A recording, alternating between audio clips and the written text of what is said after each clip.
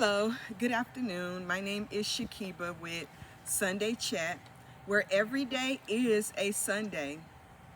I have always had a dream and a desire to be able to interview individuals, allowing them to share their story.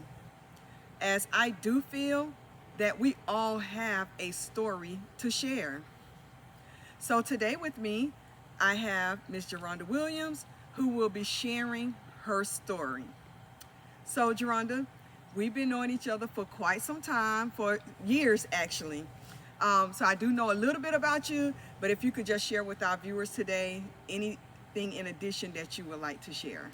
Um, my name is Geronda Williams. I'm from Apopka. I'm a hairstylist, and I really look forward to sharing a little bit about my story.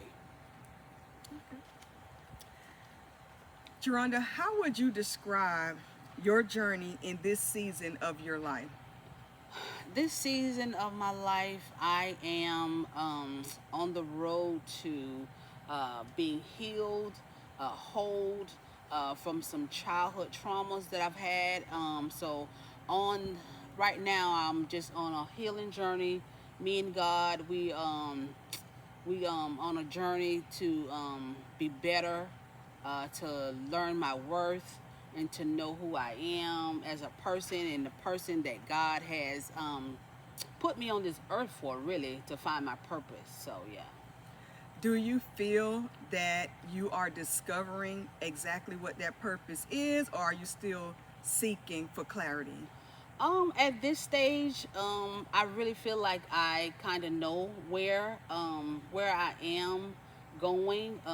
Cause a lot of times when we go through some things in our life, we really don't go through them for ourselves. We really go through them for other people.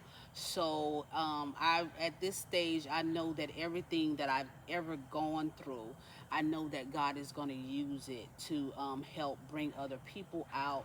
So I am clear with that my story, I know that it will bring some people out of some things that they probably have going through in their life. Okay, thank you. What is a chapter of your story that shaped who you are today? Um, there was a point in my life some years ago where I had uh, got to a place really where I was kind of tired of me. I was tired of going through a lot of things over and over again, and I had to really sit back and look at some of the things that had been going on in my life, and those things, the common denominator was me. So I had to Mm, turn around and look at me and look at, like, okay, well, what's going on with you? And why are you attracting all these type of people? Why are you keep going through the same thing over and over again? So when I realized that, like, look, there's something that's going on with you, and you need to try to find out what's going on with you and why you keep picking these same type of people and keep going through the same type of things over and over again. okay. Would you say that you know exactly what that thing is that drew you to those people and or that drew them to you? Yes, I do know now that it was rejection. Okay. I had suffered from rejection really from the womb. As a child, I suffered from rejection and abandonment. And from that moment forward, really from when I was born, that I just kind of was it set the course of my life, and that in that course, I really just was seeking out people, and I was seeking out things, and I just really wanted to be accepted. I wanted to be loved, and so by me wanting to be loved and be accepted, it just I kind of got myself in a lot of cycles and patterns over and over again. When I was picking the wrong type of friends, the wrong type of people, and it's because I was just trying to please people, and then but in that process, I was losing myself. I was losing my self worth, and so yeah, and that just kind of set the course for it. Okay. You mentioned the word acceptance. I think as individuals, we are all looking for acceptance. I Hmm. think primarily with women, we are more prone to wanting to look for acceptance. Mm-hmm. You grew up with your dad. Mm-hmm. I didn't. Mm-hmm. Can you share why you feel, or you looking for acceptance? Did it, I mean, you had your dad in the home. I didn't have my dad in the home. What would people would probably feel that somebody like myself who didn't grow up with a father in the Mm-hmm. home would be the reason why I'm looking for acceptance? Do you know what made you want to look for acceptance, being that you had both parents in the home? I can kind of, just because I could say that just because you have both parents in the household does not necessarily mean that you will get everything that you need. Okay. And I learned that very young, that just because I had both of my parents in my life, that didn't necessarily mean that I had everything that I needed. I had to realize as an adult, but at the time I didn't, that my parents, they had parents that were, I won't say broken, but they could only love them to a certain extent. Mm-hmm. And so because they could only love them to a certain extent, then they only had a certain amount of, I guess, love to give. And so, and then in that though, it can allow some the kids to be kind of like left out, Okay. because they really, because some parents, I feel like just because a parent birth a child does not necessarily mean that they know how to mother that child or to nurture that child. And so, yeah, I could just say that just because, you may have both parents doesn't necessarily mean that the outcome will be great, or where you would have feel like you that acceptance that you feel like you would need. So yeah. So your parents, if I could bring that part to a close, your parents, you feel, loved you according to the love that they knew Yes. how to provide. Yes. Okay. Absolutely. Yes. Okay. Um, was there a time you felt like giving up? And if so, what kept you going? Um, yes, there was a time that I did feel like giving up. The only thing really that kept me going was, first of all, the love of the Father, my Father in heaven. First of all, that really set the tone. And then my natural father, he was here on earth, but he was leaving this earth. He was in transition mode. And it seemed like the more as he was leaving this earth, it seemed like the more I wanted to live. I guess I was getting a glimpse, because I had never really got a glimpse of death before, that close before. And so it made me look at my life in a different way. And it made me feel like I just wanted to live.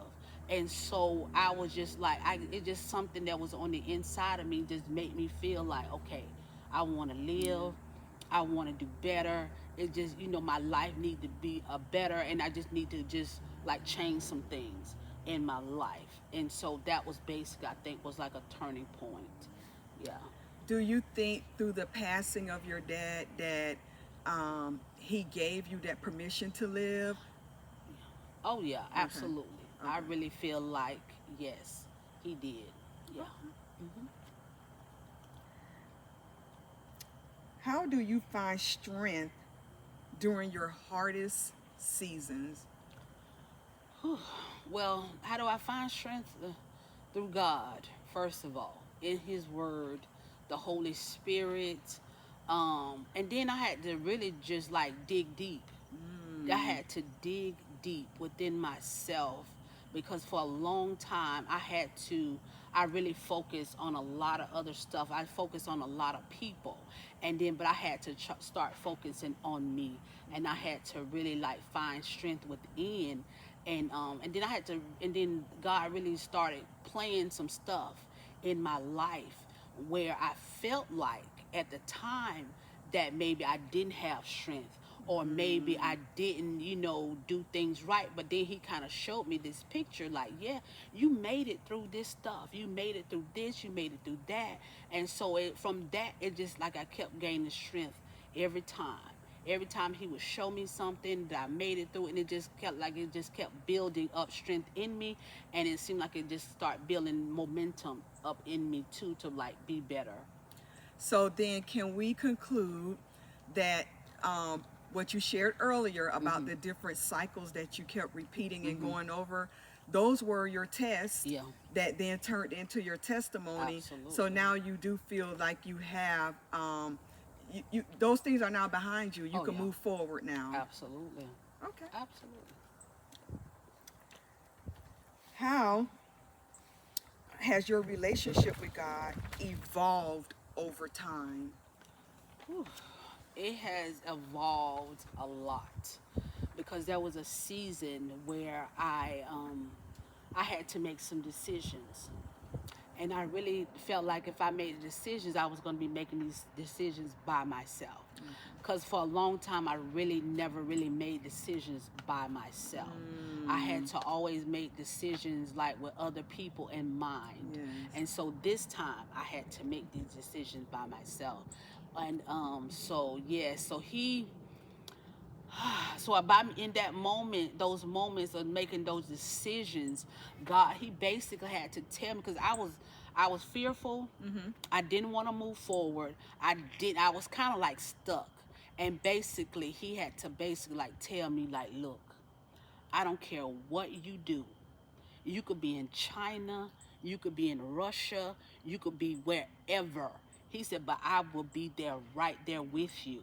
No matter where you go, I got you. So when he told me that, I was like, okay then, I could do this. And so when he said that, I'm like, okay. Because I'm thinking, now I got my daddy. And I got my daddy now, so it's like, shoot. Have you ever looked at that lion, the little cub lion, and he got his daddy behind him? He ain't scared. So it's like, I got my daddy. He right there with me. We finna do this. We're So gonna do this. yeah. We are knocking down doors that we were once afraid to knock on. Yes. So good. Thank you Yeah. for sharing that. Yeah. What would you say to someone who feels stuck right now? If someone, what I would say is, first of all, you have to see yourself free. You have to see yourself free, for real, before you actually can get out of it. Just but move forward. Just think about, you may have sisters, brothers, cousins, nieces, or whatever, and see, if you stay stuck, you would probably hinder them or hinder their walk. So don't stay stuck, because if you progress, that means when you progress, you can tell somebody else how to get out of it. So if you stay stuck, that just think about somebody else is gonna be still stuck, because they don't know how to get out. So by you getting out and getting unstuck, and then if somebody come to you and ask you that same question, you'll be able to, help them out. So just keep moving forward. Ask for God to help you, lead you, guide you, give you strength, to move forward. So what I hear you say is, a lot of the things that we go through in life is not necessary for us, but to be able to help somebody else to get out of things that they may be going through. So when we're going through things, we shouldn't necessarily look at, oh, it's me, but what is it that God is trying to show me in this situation at this moment in time that may help somebody else later on? Absolutely. Yes. That's for sure. All right. What are you becoming today? Ooh. What I'm becoming? I feel like I'm becoming the person that God had placed me on this earth for. Because I feel like everybody has a place and everybody have a purpose. Absolutely. So I feel like I am becoming the person that God placed me on this earth to be. And wherever that takes me, we finna ride it out. Yes, we riding it out. We're gonna ride. Yes, we're riding it out. Okay. Would you say that you are enjoying the ride towards becoming who that person that you were destined to be? Is it a smooth ride? Is it a rocky ride? How would you say that this transitioning time is for you right now? Wow.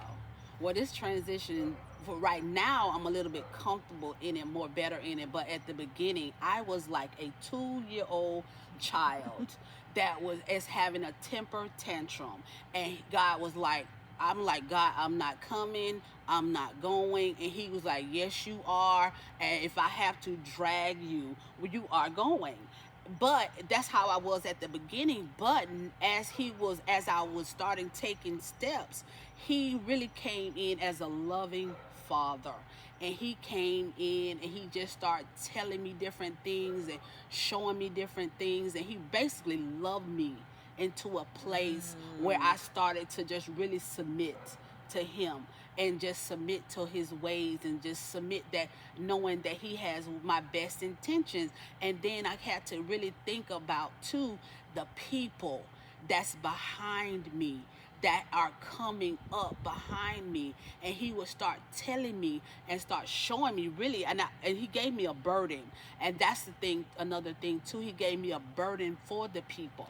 And wow. Once he put that burden on me, it's like I start feeling the weight of it. And when I start feeling the weight of it, then I was like, oh my God, if I don't start handling this correctly, or if I don't handle this thing right, it's like all these people that's gonna that's not gonna make it, or that's not gonna get to a place where they need to be, because I'm not at a place where I need to be. So it's like, okay, God. So I just slowly kept taking steps to that progression. But yeah, so I just had to think about people, and that's what helped me a lot, really. So what I hear you say is obedience is better than sacrifice. Absolutely. When we do that thing that God is leading us to do, yes. Although the road may not be a straight and narrow Yes. at the moment, if we just obey, absolutely, we'll be able to eat the fruit of our yes, labor. Absolutely. Okay. Absolutely. Finish this sentence. From me to me, don't give up because there's so many people that's counting on you to finish. Wow. So don't give up. Wow. Yeah. Wow. Yeah. Wow. Yeah. Okay. If someone is about to give up today, what would you say directly to them? What I would say directly to them, don't give up. Because I feel like that's the enemy's job, wants you to give up. He really wants us to really give up. He wants to play with our minds. He wants to play with our emotions. Because if you really get to a place where God really wants you to do, where he wants you at, then you can come against the kingdom of darkness. So just look at it. Just don't give up. Just don't, because then you will give the devil the victory. And this, we don't want to give the devil the victory. We want God to get all the glory out of anything that we ever gone through. So it may look rough a little bit right now, but just ask God to help you, to give you strength, and he will give you strength. Just don't give up. Whatever it is, even if it takes you some time, don't give up though. Don't ever go back. Even if you have to take little baby steps, but don't turn around and don't give up. Yeah. Good. Well, Geronda, we thank you for sharing with us today. You shared some really good things that we could take along with us and hold on to. Most importantly, knowing that we can't give up. I was sharing with you earlier today of a notebook that I have where I wrote down back in 2007 that I always had a desire and a dream to interview individuals. I showed you individuals that I actually wanted to interview. And today almost 19, 20 years later. Yeah. You're my first, you're my first guest. Yeah. And so I really do appreciate you allowing me this opportunity to, have this discussion. Yeah. And I look forward to having this discussion again. Absolutely. All right. Thank you. You're welcome.